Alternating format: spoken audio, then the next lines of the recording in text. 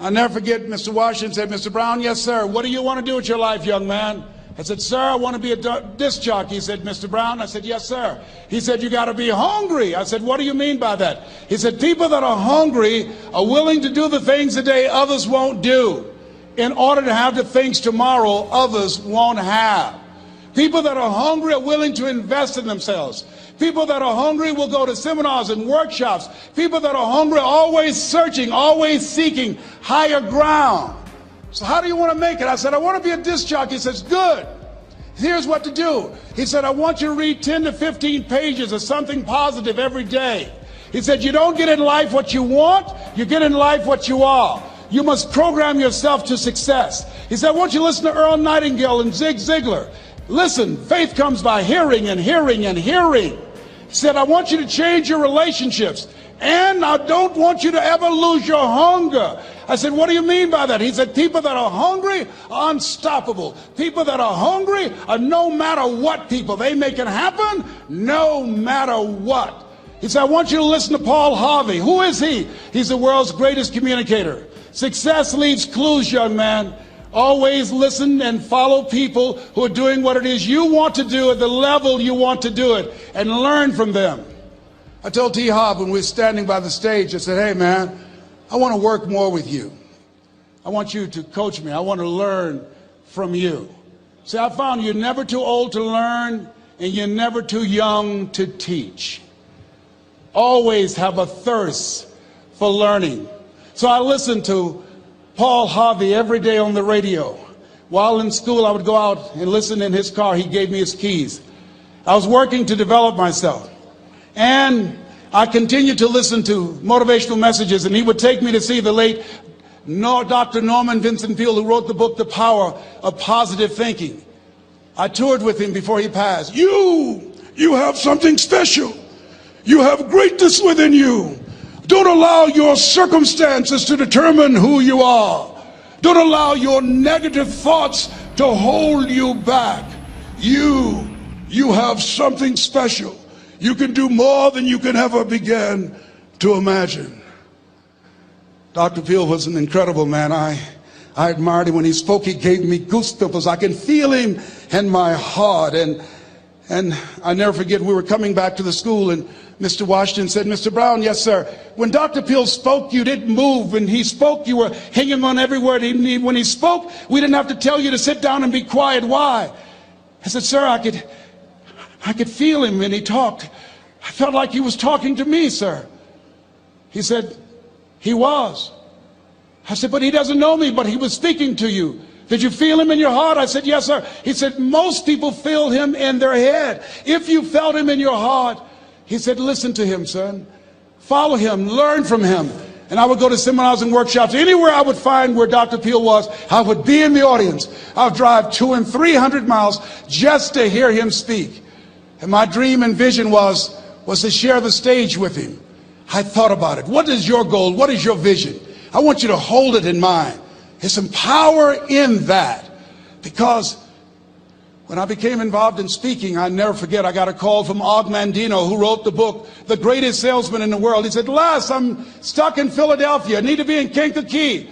Dr. Norman Vincent Peale is appearing. I can't make it. I heard you're in Chicago. I said, yes, I am. Can you go and open for me? I said, yes, man. Oh, my God. Dr. Peale, I said, yes, I'd love to do it. And I went there and I came. I said, hi, I'm Les Brown. He said, you're not the band of renown? I said, no, I'm Mrs. Mamie Brown's baby boy. I'm here to speak. He said, come backstage. And his wife, Martha, was there. And she said, Papa, Les Brown is here, the speaker. And he said, Les Brown, shoot for the moon. Because even if you miss, you'll land among the stars. I said, sir, that's my quote. I wrote you when I was in the 11th grade. I was a part of a special education class project. That's my quote. He said, I know. I end all my speeches with that quote. So I did the things that Mr. Washington suggested. I listened to motivational tapes on a regular basis. I would go to seminars and workshops whenever Zig Ziglar and Dr. Dennis Wakely and Jim Rohn would come to town. And I said, sir, what do you want me to do now? He said, Mr. Brown, I've given you everything that I can give you. He said, develop your mind, put your money where your mouth is, continue to learn how to be an effective communicator, because once you open your mouth, you tell the world who you are. And always surround yourself with OQP, only quality people. So I went to apply for a job on Miami Beach. WMBM radio station. Milton Butterball Smith was the program director. Hello, Mr. Butterball. How are you, sir? My name is Les Brown, sir. I'd like to be a disc jockey. He said, young man, you have any journalism in your background? I said, well, no, sir, I don't. You have any experience in broadcasting? I said, no, sir, but I practice all the time, sir. Let me audition for you, sir. Let me show you how good I am. All I need is a shot, sir. He says, no, we don't have any job for you. How many ever been rejected? Raise your hands, please. I was devastated. I went back and I told Mr. Washington, I said, Mr. Washington, they said no. He said, don't take it personally. Most people are so negative, they have to say no 7 times before they say yes. He said, you got to be hungry. Know your vitamin. Go back again. I said, yes, sir. Hello, Mr. Butterball. How are you, sir? My name is Les Brown, sir. I like to be a disc jockey. Young man, weren't you here yesterday? Yes, sir, I was. Didn't I tell you no yesterday? Yes, sir, you did. Then why are you back today? Well, sir, I didn't know whether or not somebody was laid off or somebody was fired, sir. Nobody was laid off or fired. Now, get on out of here. I came back the next day. Hello, Mr. Butterball. How are you, sir? My name is Les Brown, sir. I like to be a disc jockey. I know what your name is. Weren't you here the last 2 days? Yes, sir, I was. Didn't I tell you no the last 2 days? Yes, sir, you did. Why are you back? Oh, sir, I didn't know whether or not someone got sick or someone died, sir.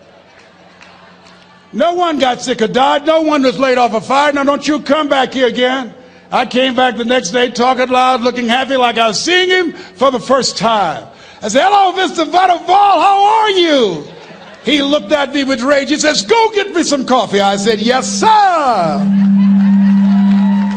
My favorite book says, the greatest among you will be your servant. How many of you are serious about your goals and dreams? Raise your hands. Very good. Write this down. Provide more service than you get paid for. Provide more service than you get paid for. I go to a lot of seminars and workshops. And one of the things I know about T. Harv Eckert, when I was sitting in the class with Robert Ruppel and all of the other presenters, they hold themselves to high standards and they provide more information than anybody else in the industry, bar none. They hold nothing back because their commitment is for your success. And when you hold yourself to high standards, write this down, impact drives income. That's why you're here. Because the training, the seminars, been making a difference in your life. If they did not have impact, 200 or 300 people would be here, if that amount. Impact drives income. So I became the errand boy for the disc jockeys. I would go get their lunch and their dinner, and I would bring it to them in the control room, and I'd watch them working the control boards, knowing my time will come. Write this down. I expect to reach my goal. Yes, you want to operate with a spirit of expectation. I expect to reach my goal. So I started preparing for the next position. Never forget one quote that I heard. As you look at your life, you look at your goals and dreams. It's better to be prepared for an opportunity and not have one than to have an opportunity and not be prepared. If you expect to reach your goal, prepare yourself now.